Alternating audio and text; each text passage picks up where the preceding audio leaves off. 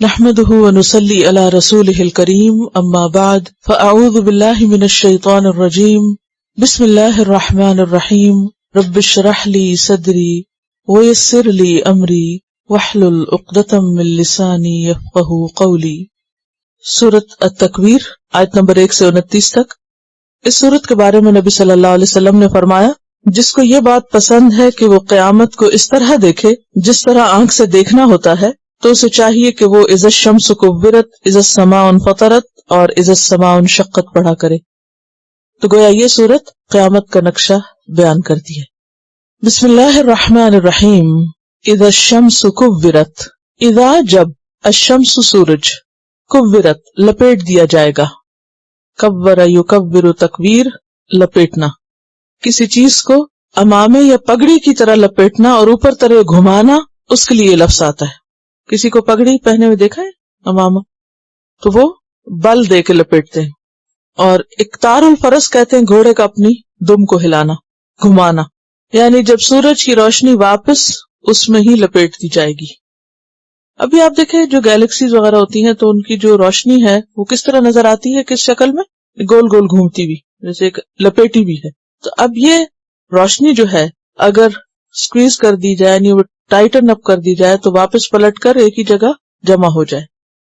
تو اذا الشمس کورت، جب سورج لپیٹ دیا جائے گا، اور لپیٹ کر کہاں چلا جائے گا، اس کے بارے میں ایک روایت میں آتا ہے کہ وہ سمندر میں ڈال دیا جائے گا یا دریا میں ڈال دیا جائے گا، اور اس کا نتیجہ کیا ہوگا کہ وہاں کا پانی ابل پڑے گا، بھڑک اٹھے گا۔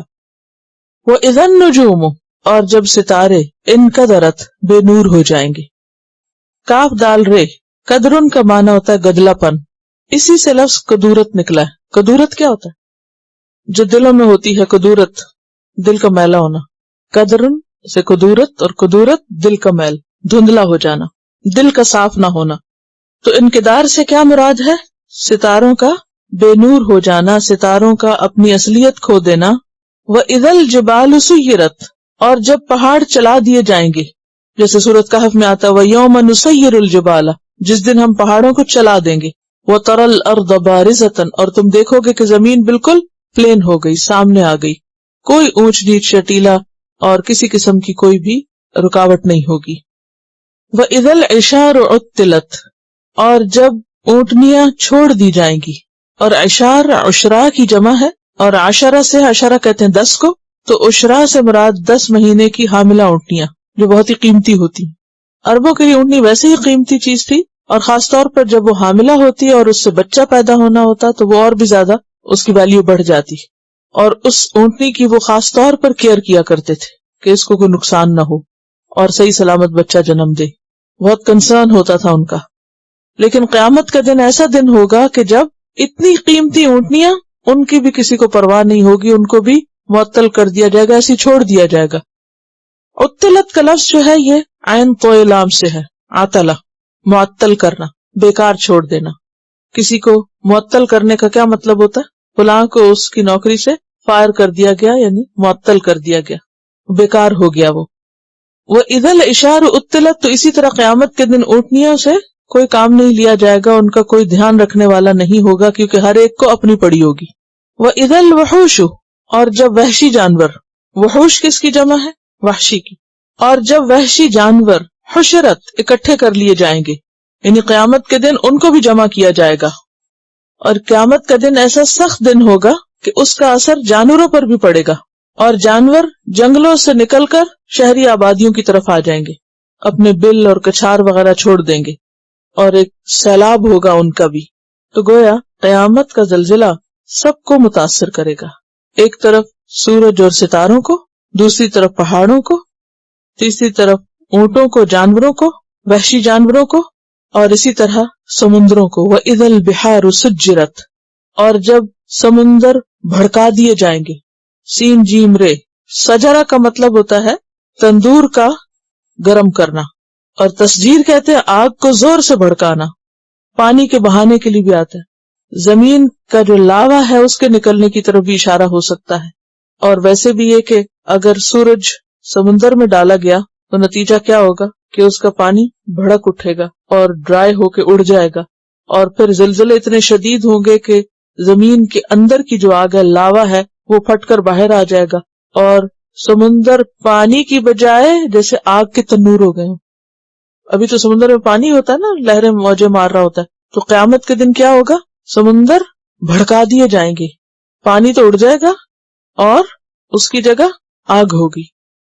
حقیقت اللہ ہی بہتر جانتا ہے، یہ ہم صرف الفاظ کے اعتبار سے بتا رہے ہیں، کیونکہ تسجیر کا لفظی معنی ہوتا ہے آگ کو زور سے بھڑکانا یا پانی کا زور سے بھڑکنا، خوب ابلنا۔ تنور جھونکنے کے لیے آتا ہے، اور تنور میں جب آگ خاص طور پہ ابل رہی ہوتی ہے اس کی طرف اشارہ ہے۔ وَإِذَا النُّفُوسُ زُوِّجَتْ، اور جب نفوس جوڑ دیے جائیں گے، نفوس نفس کی جمع ہے۔ اب نفس جوڑ دیے جائیں گے کس سے؟ تو اس کے کئی معنی کیے گئے۔ ایک یہ کہ جان جسم سے واپس جوڑ دی جائے گی۔ موت کے وقت کیا ہوتا ہے؟ جسم اور روح الگ الگ ہو جاتے ہیں، ان میں جدائی ہو جاتی۔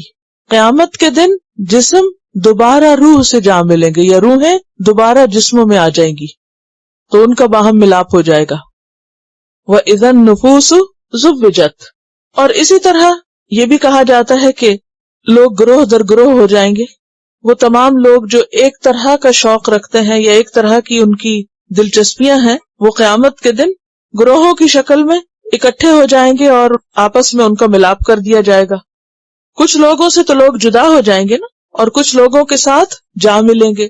جدائی کس سے ہوگی؟ نیک اور بد کی جدائی ہو جائے گی۔ اور ملاپ کس سے ہوگا؟ اپنے ہم خیال ہم مشرب لوگوں سے، جن سے آپ محبت کرتے ہوں گے، جن کے ساتھ آپ کا انٹرسٹ ہوگا۔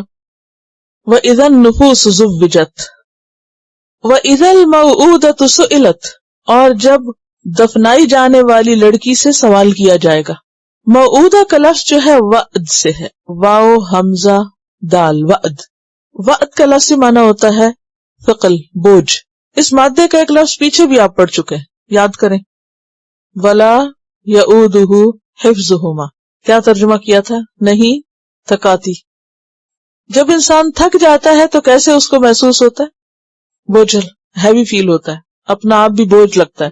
تو موعودہ کا مطلب وہ بچی جس کو زندہ زمین میں ڈال کے اوپر مٹی کا بوجھ ڈال دیا جائے، دفنا دیا جائے، یعنی زندہ گاڑی ہوئی لڑکی، مظلوم لڑکی جس کو اس کے ماں باپ نے زمین میں دفنا دیا تھا مرنے سے پہلے، اس سے پوچھا جائے گا۔ کیا پوچھا جائے گا؟ بِأَيِّ ذَنبٍ قُتِلَتْ، کس گناہ کی بنیاد پر وہ قتل کی گئی، اس کا کیا قصور تھا، وہ کیوں قتل کی گئی، وہ کیوں ماری گئی۔ یعنی اللہ سبحانہ وتعالیٰ اتنے ناراض ہوں گے ماں باپ سے کہ ماں باپ سے نہیں پوچھیں گے ان کے گناہ کے بارے میں، اس کے برعکس اس مظلوم سے پوچھیں گے کہ بتاؤ تمہارا کیا قصور تھا کہ تمہیں زندہ نہیں چھوڑا گیا، زندہ نہیں رہنے دیا گیا اور تم کو مار دیا گیا۔ بِأَيِّ ذَنبٍ قُتِلَتْ، قرآن پاک میں اولاد کو قتل کرنے سے سختی سے روکا گیا ہے۔ فرمایا وَلَا تَقْتُلُوا أَوْلَادَكُمْ خَشْيَةِ إِمْلَاقٍ، بھوک کے ڈر سے اپنے بچوں کو مت مارو۔ نَحْنُ نَرْزُقُهُمْ وَإِيَّاكُمْ، ہم ان کو بھی رزق دیتے ہیں اور تم کو بھی دیتے ہیں۔ إِنَّ قَتْلَهُمْ كَانَ خِطْئًا كَبِيرًا، ان کا قتل بہت بڑی خطا ہے، بہت بڑی غلطی ہے۔ اور یہ صرف دور جاہلیت میں نہیں، آج کی جدید جاہلیت میں بھی جب لوگوں کو پتہ چلتا ہے الٹرا ساؤنڈ کے ذریعے کہ آنے والا بچہ جو ہے وہ فیمیل ہے تو اس کو مار دیا جاتا ہے، ابورٹ کر دیا جاتا ہے۔ تو ایسا کرنا کبیرہ گناہوں میں سے ایک ہے۔ جیسے شرک کبیرہ گناہ ہے، ایسے ہی اپنی اولاد کو مارنا بھی کبیرہ گناہ ہے۔ وَإِذَا الصُّحُفُ نُشِرَتْ، اور جب صحیفے پھیلا دیے جائیں گے۔ صحف صحیفہ کی جمع، اور یہاں صحیفہ سے مراد نامہ اعمال ہے۔ جب انسانوں کے نامہ اعمال پھیلا دیے جائیں گے، کہاں پھیلا دیے جائیں گے؟ لوگوں کے ہاتھوں تک پہنچا دیے جائیں گے، نشر کر دیے جائیں گے۔ وَإِذَا السَّمَاءُ كُشِطَتْ، اور جب آسمان کی کھال ادھیڑ دی جائے گی۔ کشتا کا لفظ جو ہے یہ کاف شین طا سے کھال اتارنے کے لیے آتا ہے، جیسے اونٹ کی کھال اتارنا۔ شاید اونٹ کی تو اترتی نہ دیکھی ہو آپ نے، لیکن بعض لوگوں نے آپ میں سے بکرے کی کھال اتری ہوئی دیکھی، اگر بکرے کی نہیں تو مرغی کو دیکھا ہوگا جب اس کی کھال اتار دی جاتی۔ کھال اتارنے سے کیا ہوتا ہے؟ جو اس کی اصل حقیقت ہے وہ نظر آ جاتی ہے، اس کا اصل سائز۔ بعض اوقات آپ دیکھتے ہیں کہ ایک بکرا جو ہوتا ہے یا دمبا جو ہوتا ہے اس کے اوپر اتنی فر ہوتی ہے کہ وہ بہت بڑا اور موٹا تازہ نظر آتا ہے، لیکن جب اس کے بال اتار دیے جاتے ہیں یا پھر اس کی کھال اتار دی جاتی ہے تو پیچھے سے کیا رہ جاتا ہے؟ آدھا بھی نظر نہیں آتی، بہت کم رہ جاتا ہے۔ تو وہ اصلیت جو چھپی ہوئی تھی اس کی کھال میں وہ کھل کے سامنے آ جاتی ہے کھال اترنے کی وجہ سے. تو آسمان اس وقت ہمیں بہت پرسکون نظر آتا ہے، لیکن قیامت کے دن کیا ہوگا؟ پھٹ جائے گا. اذا السماء انشقت اذا السماء انفطرت. اور کیا ہوگا؟ وفتحت السماء فکانت ابوابا. دروازے دروازے ہو جائے گا، کھل جائے گا. اب یہ جو کھلنا ہے اس کا اور پھٹنا ہے اس کا اور اس کے رنگ کا بدلنا ہے، تو اس کے نتیجے میں ہوگا کیا کہ اس کے پیچھے کی حقیقتیں نظر آنے لگ جائیں گی. جیسے کھال ادھڑنے سے، کھال کھینچنے سے جانور کی حقیقت نظر آ جاتی ہے، ایسے ہی آسمان کا جب پردہ ہٹے گا، یعنی یہ ایسے ہے کہ جیسے آپ نے اگر مسجد نبوی کے وہ امبریلاز دیکھے ہوں تو اس سے آپ کو یہ بات سمجھ آ سکتی ہے کہ آپ بیٹھے ہوتے ہیں صبح کے وقت تو یکا وہ سمٹنے لگتے ہیں، اور صبح کے وقت وہ ڈالتے ہیں دھوپ سے بچنے کے لیے اور پھر کسی وقت ہٹا دیتے ہیں ان کو. تو اب بظاہر تو کچھ نظر نہیں آتا کہ کون کرا، لیکن پیچھے ظاہر ہے کہ ایسی مشینیں ہیں جن سے وہ چھتریاں کھولی اور بند کی جاتی ہیں. اب جب وہ کھول دی جاتی ہیں تو آسمان سارا اوپر سے نظر آتا ہے. پہلے کیا نظر آتا ہے؟ وہ اتنے خوبصورت طریقے سے بنائے ہوئے کہ اندر سے جب تک وہ چھتری کھلے نا تو پتہ نہیں چلتا کہ یہ کوئی چھتری ہے، بالکل صحیح چھت لگتی. لیکن جب چھتری ہٹ جاتی ہے تو ایک اور ہی دنیا نظر آنے، پوری روشنی بدل جاتی ہے، ہر چیز کا نقشہ نیچے بھی بدل جاتا ہے اوپر کے علاوہ. تو اس چھت کا کھلنا اور بند ہونا دو الگ سین ہوتے ہیں. تو اسی طرح آسمان کی چھت کھول دی جائے گی. قیامت کے دن یہ چھت جو آپ کو بہت پرسکون نظر آ رہی ہے یہ ہٹا دی جائے گی. اس سے کیا ہوگا؟ اس کے پار جو کچھ ہے وہ نظر آئے گا. جب پار نظر آئے گا تو انسان کے دل کا حال مختلف ہو جائے گا. وَإِذَا السَّمَاءُ كُشِطَتْ، اور کشات کھال کو کہتے ہیں. وَإِذَا الْجَحِيمُ سُعِرَتْ، اور جب جہنم بھڑکا دی جائے گی. سعیر کس کو کہتے ہیں؟ بھڑکتی آگ کو، جس کے شعلے بلند ہو رہے ہوں، جس میں شور بھی ہو. وَإِذَا الْجَنَّةُ أُزْلِفَتْ، اور جب جنت قریب لے آئی جائے گی. کس کے؟ متقین کے. جیسے سورۃ قاف میں آتا ہے وَأُزْلِفَتِ الْجَنَّةُ لِلْمُتَّقِينَ غَيْرَ بَعِيدٍ، جنت متقی لوگوں کے قریب لے آئی جائے گی، کچھ بھی دور نہ ہوگی. عَلِمَتْ نَفْسٌ، جان لے گا ہر نفس. نفسن جو ہے نکرہ ہے، اور تنکیر جو ہے یہ تعظیم کے لیے بھی آتی، تقلیل کے لیے بھی آتی. ہر شخص مراد ہے.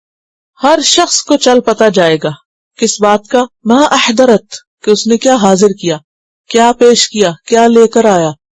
ہر انسان کو اپنا کیا دھرا سب نظر آ جائے گا، سب چیزیں اس کے سامنے آ جائیں گی، ساری حقیقتیں کھل جائیں گی. احضرت کون سا باب ہے؟ افعال، یعنی کیا حاضر کیا، کیا پیش کیا، کیا لے کر آیا. اور اس میں آپ دیکھیے کہ استامت الکبریٰ کا نقشہ کھینچتے کھینچتے ایک بڑے گناہ کا ذکر کیا گیا کہ اسے نہیں بھولا جائے گا، اس کی بھی ٹیک کیئر کی جائے گی. یعنی دنیا میں اگر ایک دن کی بچی اور اس مظلوم بچی کے ساتھ ظلم کیا گیا تو وہ بھی اللہ کی نظر میں ہے، اس کا بھی حساب ہوگا، اس کی بھی پوچھ ہوگی، کوئی کہیں نہیں بھاگ سکے گا. اور جہاں تک یہ لوگوں کو اکٹھے کرنے کا تعلق ہے تو بہقی کی ایک روایت مزید اس کی وضاحت کرتی ہے. حضرت نعمان بن بشیر نے حضرت عمر بن خطاب سے روایت کیا ہے کہ جو لوگ ایک جیسے اعمال کرتے ہوں گے وہ ایک جگہ کر دیے جائیں گے. جو لوگ ایک جیسے اعمال کرتے ہوں گے وہ ایک جگہ کر دیے جائیں گے، خواہ اعمال اچھے ہوں یا برے.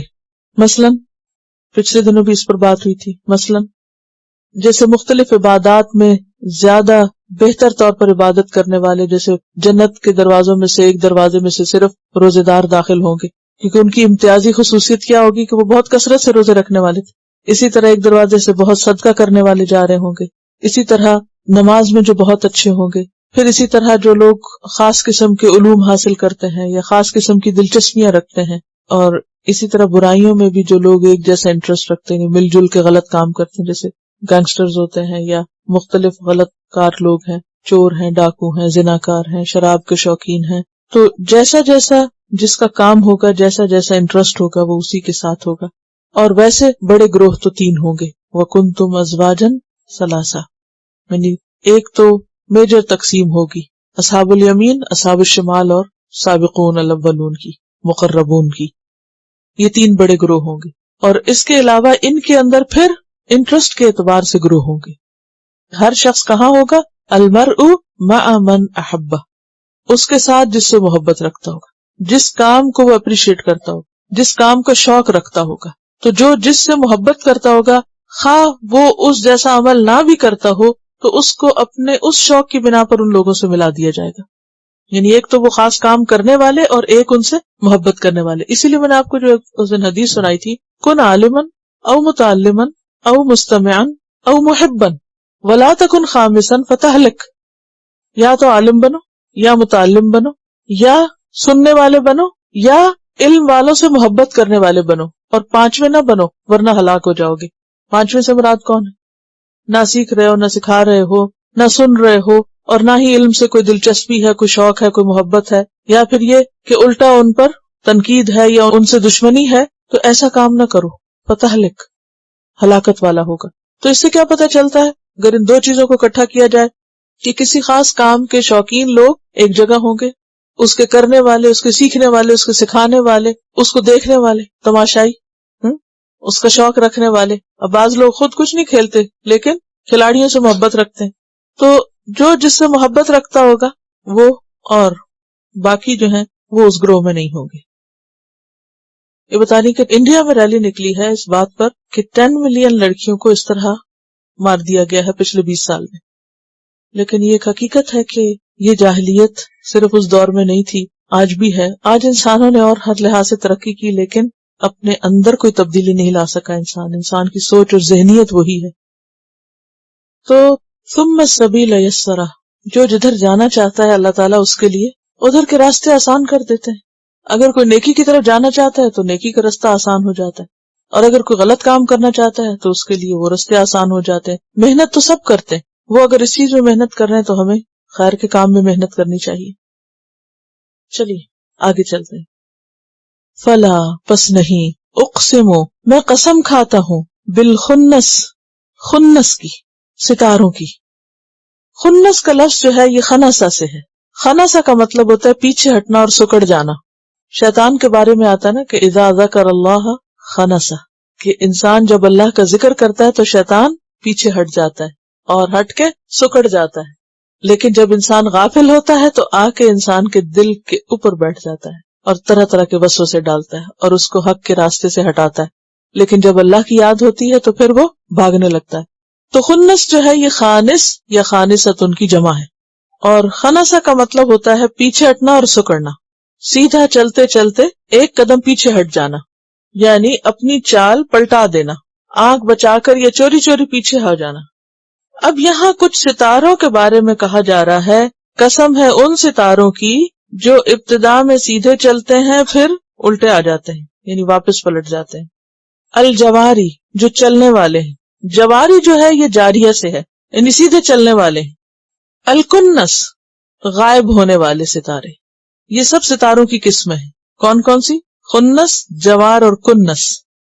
خنس چھپ جانے والے، پیچھے ہٹ جانے والے. جواری آگے چلنے والے، اور کنس غائب ہو جانے والے. کنس کا لفظ جو ہے یہ کاف نون سین سے ہے. کنسا کا معنی ہوتا ہے چھپ جانا، غائب ہونا، یعنی جیسے ستارے دن کو ہوتے تو ہیں مگر ہماری نگاہوں سے غائب ہو جاتے ہیں. اور کناس کہتے ہیں ہرن کی پناہ گاہ کو. ان سب ستاروں کی قسم کھا کر، اور اس کے بعد رات کی قسم کھائی گئی. واللیلی، قسم ہے رات کی. اذا عسعس، جب وہ رخصت ہو جائے، تاریک ہو جائے، یعنی اس پر اندھیرا چھا جائے، اس کی بھی قسم. والصبح اذا تنفس، اور صبح کی قسم جبکہ وہ سانس لے. اور صبح کا سانس لینا کیا ہے؟ روشن ہونا. رات کا چھپ جانا کیا ہے؟ اندھیرا ہونا. اور صبح کا سانس لینا روشن ہونا. ان سب چیزوں کی قسم کھا کر کیا کہا گیا؟ انہ لقول رسول کریم، کہ بے شک یہ قرآن قول ہے ایک معزز فرشتے کا، یعنی وہ لے کر آ رہا ہے. اشارہ ہے کس کی طرف؟ جبریل علیہ السلام کی طرف. سورۃ الحاقہ میں آتا ہے انہ لقول رسول کریم وما هو بقول شاعر. اب سوال یہ پیدا ہوتا ہے کہ ستاروں کی قسم کھا کر، رات اور دن کی قسم کھا کر کیا بات کی گئی ہے اور کس پر قسم کھائی گئی ہے، اور قرآن ہی پر کیوں قسم کھائی گئی ہے؟ اس سے مقصود کیا ہے؟ بات یہ ہے کہ زمین پر دن اور رات کی تبدیلی ایک نوٹسبل تبدیلی ہے.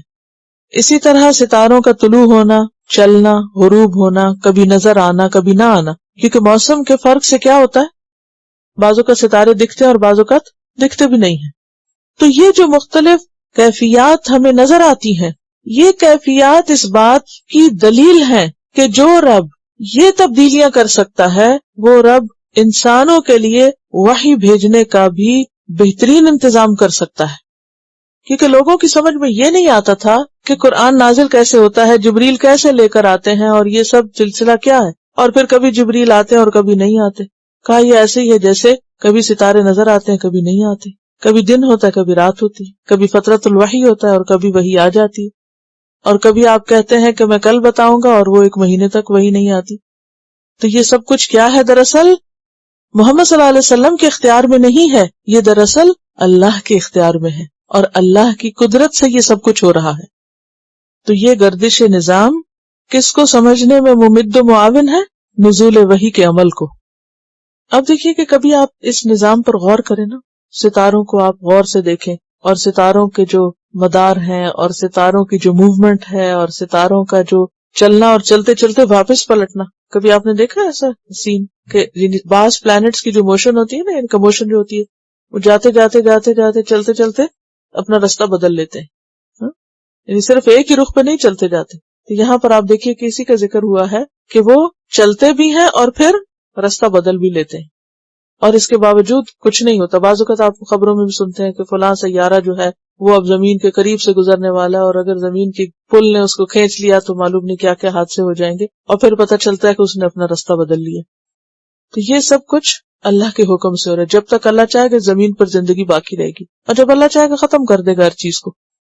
تو اگر یہ بات تمہیں سمجھ میں آتی ہے کہ یہ ہو رہا ہے اور تمہاری آنکھیں اب دیکھتی ہیں، اب آپ دیکھیے آج کے انسان کے لیے تو یہ سب کچھ دیکھنا اور سمجھنا کچھ مشکل ہی نہیں، اور اتنی زیادہ اس فیلڈ میں اسٹڈی ہو چکی ہے ستاروں کی رفتار کے اوپر، ستاروں کے مختلف جو کلسٹرز ہیں اور جو ان کے نام ہیں اور ان کے جو سائزز ہیں اور ان کا بننا اور مٹنا اور ان کی روشنی کی رفتار اور کب سے کون سی روشنی چلی ہوئی ہے، یہ سب کچھ انسانوں نے جان لیا ہے. یعنی جو نون حد تک سامنے نظر آتا ہے اس کے پیچھے کیا وہ نہیں ابھی معلوم. اور یہ پورا ایک منظم نظام ہے، پورا ایک سسٹم ہے. ایسا نہیں کہ ایسے ہی بس رات ہوتی ہے اور کچھ ستارے یوں ٹمٹمانے لگتے ہیں، پھر دن ہوتا ہے تو وہ شاید کہیں چلے جاتے ہیں، وہ تو ادھر ہی ہوتے ہیں، لیکن سورج کی روشنی ان پہ حاوی ہو جاتی ہے اور وہ کنس ہو جاتے ہیں. جیسے ہرن دن کو کہاں چلے جاتے ہیں دھوپ سے بچنے کے لیے؟ اپنے کناس میں چلے جاتے ہیں، یعنی چھپ جاتے ہیں جا کے. اسی طرح ستارے بھی دن کو ہماری آنکھوں سے چھپ جاتے ہیں، حالانکہ دن کو بھی ستارے ہیں آسمان پہ، مگر نہیں ہمیں نظر نہیں آتے. جیسے آپ نے سورۃ النجم میں پڑھا تھا نا، وَالنَّجْمِ اِذَا هَوَى، اس میں بھی جو ستارے کی قسم کھائی گئی تھی تو قسم کھا کر کس چیز کو ثابت کیا گیا تھا وہاں؟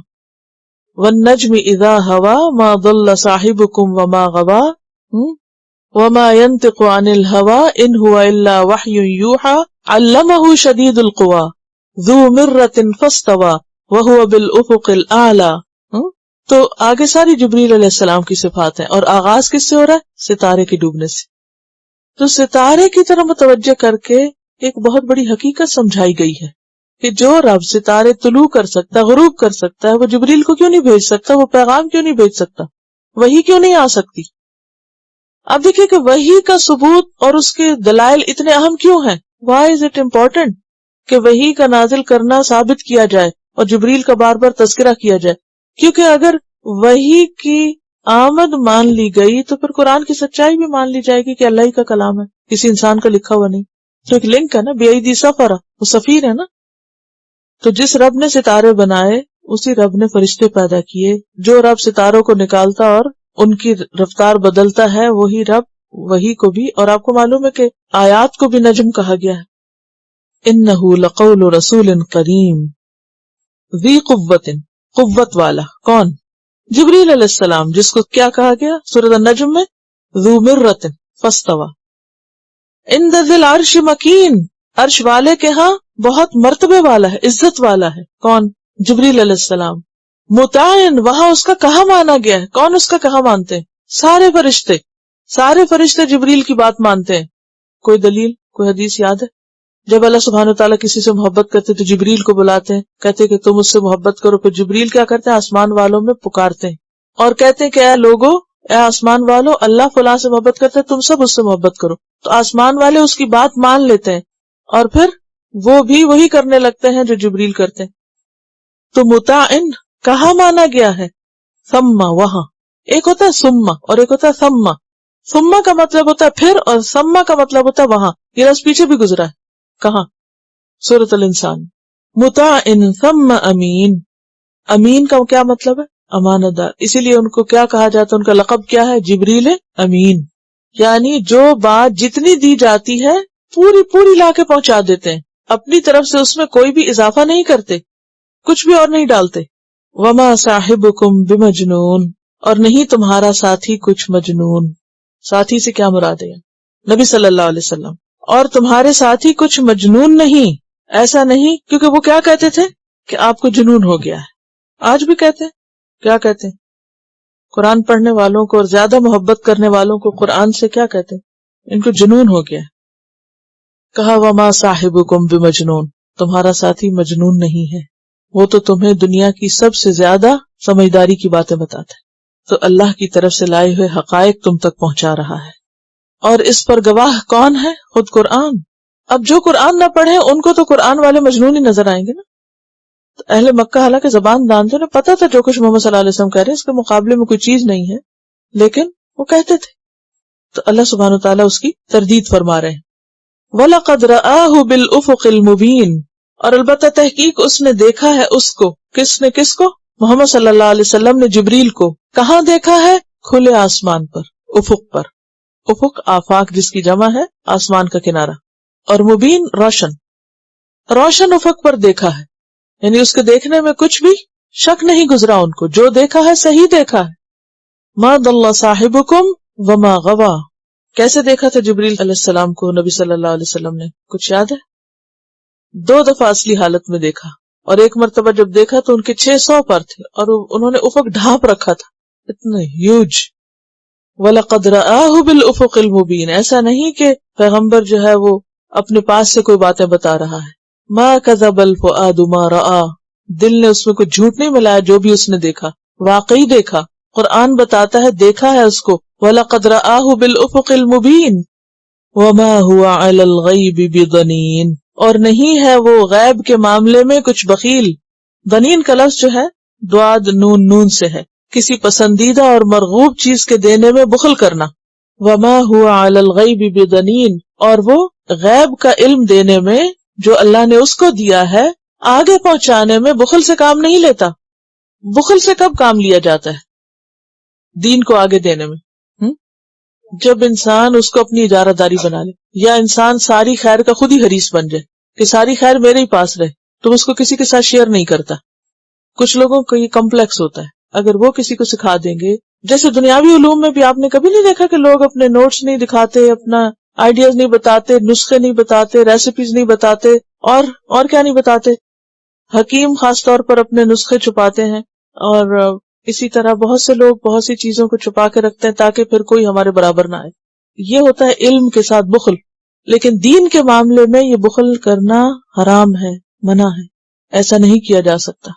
علم شیئر کرنے کے لیے ہے، دینے کے لیے. وما هو علی الغیب بضنین. اچھا پھر یہ بھی تو ہے کہ بخیل کا لفظ کیوں نہیں آیا؟ ضنین اصل میں ضنان کہتے ہیں جو چیزیں پسند ہوتی ہیں ان کو دینے میں بخل کرنا. کسی چیز کو اس کی نفاست اور خوبصورتی کی وجہ سے، اس کی ویلیو کی وجہ سے کسی کو نہ دینا، یہ ہوتا ہے. تو پیغمبر جو تھے انہوں نے تو دنیا کے مال میں سے بھی کوئی چیز اپنے لیے مخصوص نہیں کی تھی، سب دے دیا تھا. اور اسی طرح علم کے معاملے میں بھی انہوں نے کوئی بخل نہیں کیا، جو اللہ نے دیا سب آگے دے دیا. کیا کہا گیا آپ کے بارے میں؟ کیا کہا گیا ہے؟ آپ کو کیا حکم دیا گیا ہے؟ بلغ ما انزل الیک من ربک فإن لم تفعل فما بلغت رسالت. پہنچاؤ آگے جو بھی تمہارے رب نے تمہیں دیا ہے، اور اگر تم نے ایسے نہیں کیا تو تم نے رسالت کا حق ادا نہیں کیا. اور اسی لیے آپ نے سب لوگوں سے گواہی لی تھی اور اللہ کو اس پہ گواہ بنایا کہ اللہم شہد، اللہ تو گواہ ہے، میں نے سب پہنچا دیا. تو یہ ایک بہت بڑی خوبی ہے. پورے کا پورا دین آپ نے آگے پہنچایا، کچھ بھی نہیں چھپایا. وما هو بقول شیطان الرجیم. اور نہیں ہے وہ شیطان رجیم کا قول، کیونکہ قرآن میں آتا نا وَإِنَّهُمْ عَنِ السَّمْعِ لَمَعْزُولُونَ. شیطانوں کو تو اس کے سننے سے بھی معزول کر دیا گیا تھا. اور جنات نے کیا کہا؟ سورۃ الجن میں آپ پڑھ چکے ہیں، وَأَنَّا لَمَسْنَا السَّمَاءَ فَوَجَدْنَاهَا مُلِئَتْ حَرَسًا شَدِيدًا وَشُهُبًا. کہ ہم نے آسمان کو چھو کو دیکھا تو کیا تھا؟ وہاں سخت پہرا تھا اور شہاب ثاقب گرتے تھے. اور پہلے تو ہم بیٹھنے کی جگہ وہاں پا لیتے تھے، لیکن اب ہم وہاں نہیں جا سکتے. کتنی اب شاید آپ کو زیادہ سمجھ آئے اس بات کی اس آیت کے ساتھ کہ کیوں اتنا سخت پہرا تھا کہ جبریل جو کچھ لا رہے ہیں پورا آپ تک پہنچے، بیچ میں سے کسی شیطان جن کو کچھ ہاتھ نہ آئے، تاکہ کسی اور کو وہ لا کے کہیں کہ یہ دیکھو یہ ہمارا کلام ہے. نہیں، یہ کسی کا کلام نہیں، اللہ کا کلام ہے. وما هو بقول الشیطان الرجیم فأین تذهبون، پھر کہاں تم جا رہے ہو؟ اس کلام کو چھوڑ کر کہاں جاتے ہو؟ کدھر کو جاتے ہو؟ کیا کرتے ہو؟ ان ہوا الا ذکر للعالمین، نہیں وہ مگر ایک نصیحت سارے جہان والوں کے لیے. یہ تو سب کے لیے ہے، تم اپنے آپ کو اس سے کیوں محروم کرتے ہو؟ لیکن اس سے فائدہ کون اٹھاتا ہے؟ سورۃ قاف میں فرمایا ان فی ذلک لذکری لمن کان لہ قلب او القى السمع وهو شہید، یقیناً اس میں یاد دہانی ہے ہر اس شخص کے لیے جس کے پاس دل ہو یا وہ کان ڈالے اور وہ حاضر ہو، یعنی اس کا دل دماغ حاضر ہو، وہی اس سے فائدہ اٹھا سکتا ہے. لمن شاء منکم ان یستقیم، ہر اس شخص کے لیے جو تم میں سے سیدھا جانا چاہے، استقامت اختیار کرنا چاہے، اعتدال میں رہے. تو گویا قرآن کس کو فائدہ دیتا ہے؟ یہ کس کے لیے یاد دہانی، کس کے لیے نصیحت ہے، کس کے لیے سبق ہے، کس کے لیے فائدہ مند ہے؟ جو سیدھا رستہ اختیار کرنا چاہے اور جو اس پر استقامت اختیار کرنا چاہے. یہ استقیم کا لفظ جو ہے نا، استقام یستقیم سے ہے، اور مصدر کیا ہے؟ استقامتن. تو یہ قرآن کون پکڑ کے رکھتا ہے، کون تھام کے رکھتا ہے، کون اس کو نہیں چھوڑتا، کون اس سے منہ نہیں موڑتا؟ جو حق کے راستے پر، سیدھے راستے پر جم کے رہنا چاہے. وما تشاؤون، اور نہیں تم چاہتے، الا ان یشاء اللہ، مگر جو اللہ چاہے. رب العالمین، جو رب ہے سارے جہانوں کا. تمہاری چاہت اللہ کی توفیق پر منحصر ہے. تمہارے چاہنے سے کچھ نہیں ہوتا جب تک کہ اللہ نہ چاہے. تمہارا چاہنا وہی ہوتا ہے جس کا اللہ کو پہلے سے علم ہوتا ہے. اللہ تمہیں کسی بات پہ مجبور نہیں کرتا، لیکن جو اس راستے پہ چلنا چاہے اللہ اس کو توفیق دے دیتا ہے، اس کے لیے راستے ہموار کر دیتا ہے. یہ جو بات ہے نا کہ یہ شیطان مردود کا کلام نہیں ہے، اصل میں اہل مکہ آپ پر یہ بھی الزام لگاتے تھے نا کہ کوئی جن آتا ہے آپ کے پاس اور شیطان آپ کو یہ سب کچھ القاء کرتا ہے اور یہ شیطانی خیالات ہیں، شیطانی وسوسے ہیں. تو اس کی تردید کر دی گئی کہ یہ قرآن یہ اللہ کا کلام ہے. اور اس میں بخاری میں بھی حدیث آتی ہے نا کہ ایک دفعہ آپ صلی اللہ علیہ وسلم بیمار ہو گئے اور 2-3 رات تہجد کی نماز کے لیے نہ اٹھے. تو ابو لہب کی بیوی جو ہے وہ آپ کے پاس آئی اور کہنے لگی محمد میں سمجھتی ہوں تیرے شیطان نے تجھ کو چھوڑ دیا ہے، 2-3 راتوں سے تیرے پاس نہیں آیا. تو اس وقت اللہ سبحانہ وتعالیٰ نے پھر یہ سورت نازل کی والضحیٰ واللیل اذا سجا ما ودعک ربک وما قلی وللآخرۃ خیر لک من الاولی. اور پچھلی سورت میں اگر یہ بات آئی کہ قرآن بہت معزز کلام ہے، تو یہاں پر مزید وضاحت کر دی گئی کہ جس کے ذریعے بھیجا گیا ہے وہ بھی بہت اہمیت کا حامل ہے. تو پھر ہمارے لیے کیا سبق ہے؟ ہم بھی اس کو اہمیت دیں اور کبھی کبھی چھٹی کے دن آنے کو مشکل نہ سمجھے. کیا زبردست انداز ہے کہ فَأَيْنَ تَذْهَبُونَ، اس کلام کو چھوڑ کر کہاں جاؤ گے. تلاوت.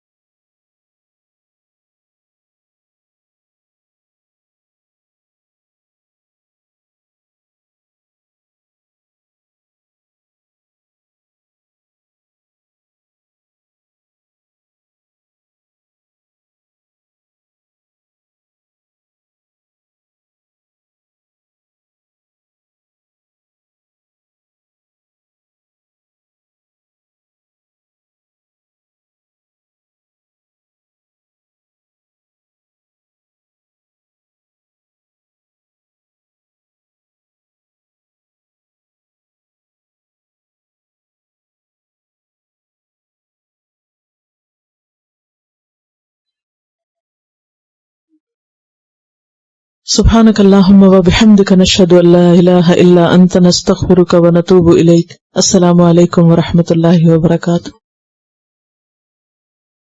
Quran vocabulary 100%. The best application to understand Quran. Study with flashcards. Word list.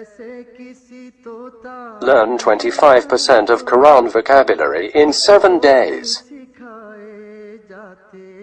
Multiple MCQs to practice and test vocabulary. Single choice. Multiple choice. True false.